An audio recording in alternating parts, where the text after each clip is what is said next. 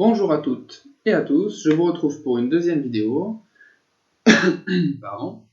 Donc qui va traiter de l'énergie. Je vais essayer de faire une petite série de vidéos sur le système Terre, comme on a coutume de l'appeler aujourd'hui.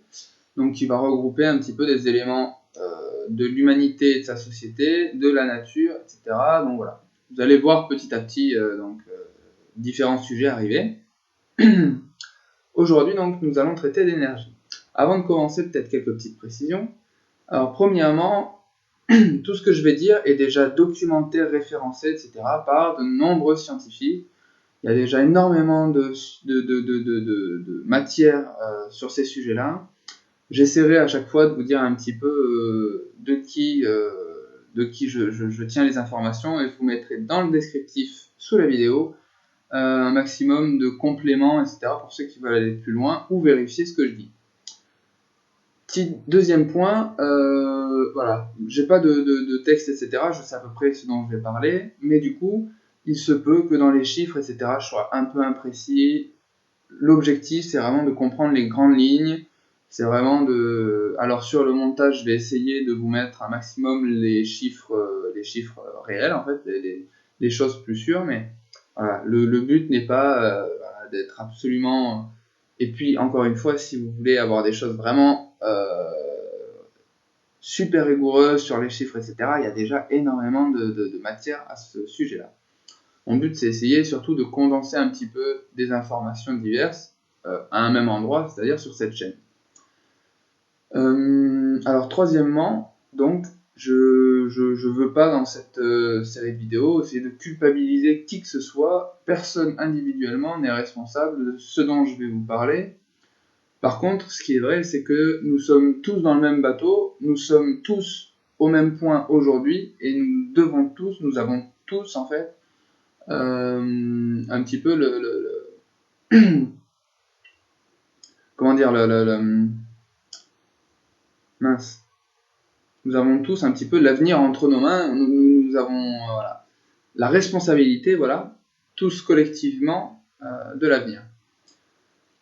Je ne souhaite culpabiliser personne, mais cependant, il y a tout un tas de choses qui sont suffisamment inquiétantes, suffisamment préoccupantes aujourd'hui pour qu'on ne puisse plus tourner le regard et dire c'est pas dans mon champ de vision, je m'en occupe pas, c'est pas grave, on s'en fout, puisque ça va en fait, tout un tas de paramètres vont conditionner nos vies futures, donc ça mérite quand même d'être réaliste en fait, ça mérite de voir les choses en face, de savoir ce dont on parle, de s'imprégner un petit peu de ces questions pour savoir un petit peu dans quel monde on risque de vivre. Donc voilà, il ne faut pas culpabiliser qui que ce soit individuellement, mais aujourd'hui on ne peut plus faire semblant, on ne peut plus regarder ailleurs, il faut qu'on soit un peu grave et un peu réaliste vis-à-vis de la réalité du monde dans lequel on vit déjà et on va vivre de plus en plus. Donc voilà. Donc c'est parti pour parler un petit peu d'énergie. Alors dans cette vidéo, la majorité des informations, je les tiens de monsieur Jean-Marc Jancovici, qui est considéré en France comme un spécialiste de l'énergie, et voilà, et il le mérite bien, je trouve, pour avoir un petit peu étudié ce qu'il raconte. Donc l'énergie, pour commencer, c'est quoi? Eh bien, avant d'être, comme il dit lui-même, avant d'être une facture de gaz et d'électricité ou ce qu'on paye à la pompe à essence, c'est une grandeur, déjà, une grandeur physique qui sert à mesurer la transformation du monde, globalement. Quand on fait accélérer un objet, quand on le fait se réchauffer, quand on change une composition chimique, quand on fait changer de forme un objet, etc., quand on transforme le monde, globalement, on utilise de l'énergie. Et même d'ailleurs, soit dit en passant, quand on mange, on transforme en fait la composition et la nature des aliments qu'on mange pour les digérer, et voilà, ça nécessite de l'énergie et ça nous en apporte en échange. Donc voilà un petit peu pour ce qu'est l'énergie. L'énergie humaine maintenant. Alors l'énergie humaine, elle est très majoritairement aujourd'hui de l'énergie fossile. Énergie fossile, donc c'est pétrole, charbon et gaz. Ça, tout le monde le sait. Elle a des avantages qui est que c'est une énergie concentrée et déjà, est déjà stockée dans la planète, hein, réserve de pétrole, de gaz et de charbon. Elle a cet inconvénient de dégager, en étant utilisée, du dioxyde de carbone qui nous gêne un petit peu aujourd'hui avec le réchauffement climatique et l'effet de serre et tout ce qui va avec. Ces énergies donc sont incroyablement performantes quand même, c'est pour ça qu'on en a utilisé autant sans aucune mesure en fait dans le monde, c'est parce qu'elles sont elles ont permis en quelque sorte tout le monde que nous connaissons aujourd'hui. Les transports, l'électricité, voilà, le chauffage des maisons, etc. Quoique le chauffage était déjà utilisé voilà, en émettant du CO2 avant la révolution industrielle, puisque c'était majoritairement au bois que les gens se chauffaient. Mais voilà, c'était pas les énergies qu'on connaît aujourd'hui majoritairement. Juste pour donner un petit ordre de grandeur, si on calcule toute l'énergie qu'on sort de terre ou qu'on produit grâce aux éoliennes, aux panneaux solaires, etc., toutes les énergies que l'homme produit en dehors de lui-même et de son corps, hein, et qu'on répartit ça à toute la population, en fait, on se rend compte qu'une personne, en moyenne mondiale, consomme environ 200 fois ce que lui-même peut produire comme énergie avec la force de ses muscles. Et en France, on est plutôt autour de 500 pour la population, disons, les gens un peu comme moi, comme vous sans doute, et bien au-delà, plutôt comme 1000 esclaves énergétiques pour les gens plutôt aisés qui utilisent par exemple souvent l'avion, etc. Donc voilà, aujourd'hui, en fait, on a tous, en France, on a tous au moins 400 esclaves énergétiques en permanence pour faire fonctionner toutes les machines que nous connaissons, voitures, trains, bus, mais aussi lampes, mais aussi ordinateurs, téléphones, etc. Toutes les machines que nous avons dans notre quotidien, et toutes les machines aussi qui ont servi à produire les vêtements que nous portons, notre dentifrice, tout ça quoi. Donc voilà un petit peu l'utilisation d'énergie que nous avons aujourd'hui.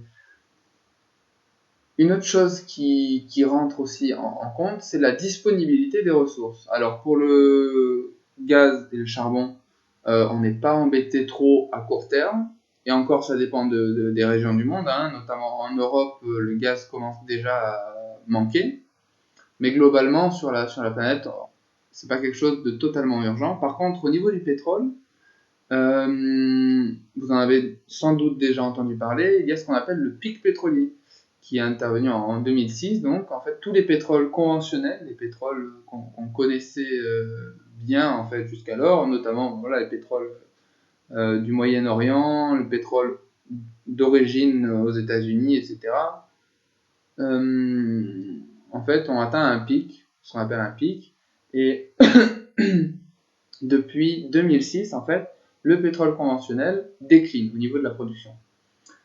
Alors depuis, on a compensé un petit peu avec de nouveaux pétroles, pétrole non conventionnel, donc ça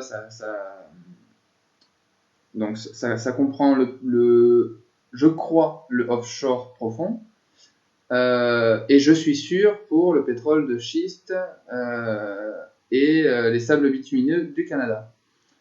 Ces nouveaux pétroles ont permis de compenser un petit peu la baisse de production des autres pétroles, mais ça nécessite des infrastructures, une énergie beaucoup plus grande et un investissement beaucoup plus grand pour en chercher la même quantité.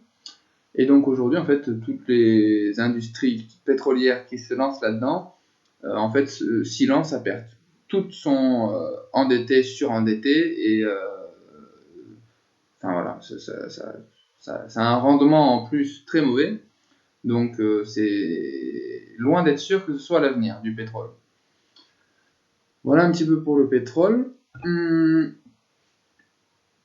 Au niveau de l'énergie, on a aussi tout ce qu'on appelle les énergies renouvelables aujourd'hui. Alors les énergies renouvelables, même, excusez-moi, avant de parler des énergies renouvelables, les énergies qui ne produisent pas de gaz à effet de serre, dans leur fonctionnement, il y a bien sûr les énergies renouvelables et tout un tas d'énergies non fossiles, notamment le nucléaire, bon, qui fait beaucoup de débats en France, mais il a cet avantage-là, entre guillemets, de ne pas produire de CO2 et donc de ne pas augmenter le gaz à effet de serre. Donc les deux énergies non fossiles majoritaires dans le monde aujourd'hui, c'est le nucléaire et l'hydroélectricité. Alors quand on parle d'énergie non fossile, on nous montre toujours un panneau solaire et une éolienne à côté, mais en réalité c'est plutôt du nucléaire et des barrages, en fait, de l'hydroélectricité dont il faudrait parler quand on parle de non fossile. Donc le nucléaire, voilà, comporte aussi ses inconvénients, hein, je ne vais pas revenir dessus. Les barrages hydroélectriques aussi, puisque ça noie des vallées entières et que quand il y a un problème, en général, les gens qui se trouvent à l'aval sont pas très contents et même parfois n'ont pas le temps de ne pas être très contents puisqu'ils en meurent. Quand il y a un problème sur un barrage, en général, c'est plusieurs centaines de morts, hein, il faut le rappeler hein, aussi. Et soit dit en passant, il y a eu plusieurs problèmes sur des barrages, plus qu'avec du nucléaire, hein, ne serait-ce que depuis qu'on commence vraiment à avoir des centrales nucléaires, disons les années 70, il y a eu beaucoup plus de problèmes avec des barrages, enfin beaucoup plus, c'est pas non plus tous les ans, mais il y a eu plus de problèmes avec les barrages hydroélectriques qu'avec les centrales nucléaires. Mais bon, c'est ça qui nous produit le plus d'électricité non carbonée, décarbonée. Et à plus large échelle. Alors, l'hydroélectricité en Europe aujourd'hui, on ne peut pas en faire beaucoup plus. En tout cas, vraiment de manière significative, on ne peut pas en faire plus. On a déjà un maximum de cours d'eau montagneux, puisqu'il faut en fait, pour produire vraiment de l'électricité avec un barrage, il faut en fait, le mieux c'est d'avoir une altitude différente entre l'eau qu'on retient et la turbine qui nous produit l'électricité. Puisqu'en fait c'est l'effet de chute de l'eau qui va en fait développer le maximum d'énergie pour entraîner la turbine. Donc en fait toutes les montagnes etc. d'Europe sont globalement utilisées à ces fins-là et on ne peut pas espérer produire une quantité d'énergie monstrueusement plus élevée que ce qui est déjà fait aujourd'hui. Les énergies renouvelables aujourd'hui, enfin, celles qu'on a à l'esprit, donc panneaux solaires et photovoltaïques et éoliens, ces deux énergies-là, en fait, elles représentent à peu près peanuts dans notre consommation d'énergie et toutes les autres énergies renouvelables, hein, biogaz, géothermie, pompe à chaleur, ce genre de choses, c'est encore plus peanuts. Disons globalement, je crois que si on agglomère l'éolien et le solaire aujourd'hui dans le monde, ça représente quelque chose comme 2 à 3% de l'énergie qu'on produit et donc qu'on consomme. Panneaux solaires plus éolien. Donc voilà, ça représente à peu près rien du tout. Et en plus, ça nécessite un dispositif minier extrêmement important, extrêmement polluant aussi, même si ça dégage pas énormément de dioxyde de carbone, le traitement des matériaux, ça pollue quand même énormément.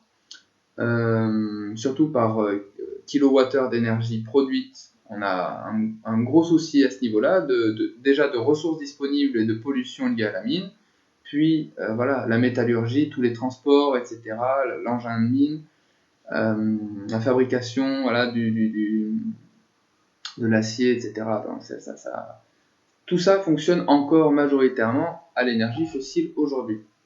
Donc l'énergie renouvelable n'existe que parce qu'elle est sous perfusion totalement conséquente d'énergie fossile en fait.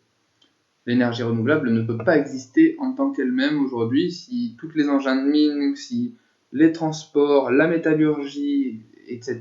étaient faits par l'énergie renouvelable elle-même, on sera encore très très loin du très maigre résultat qu'on a aujourd'hui. Bon, tout ça pour dire que voilà, l'énergie renouvelable, si on peut en avoir un peu plus, c'est pas mal, mais le vrai défi aujourd'hui, c'est de se mettre au régime, au niveau de l'énergie.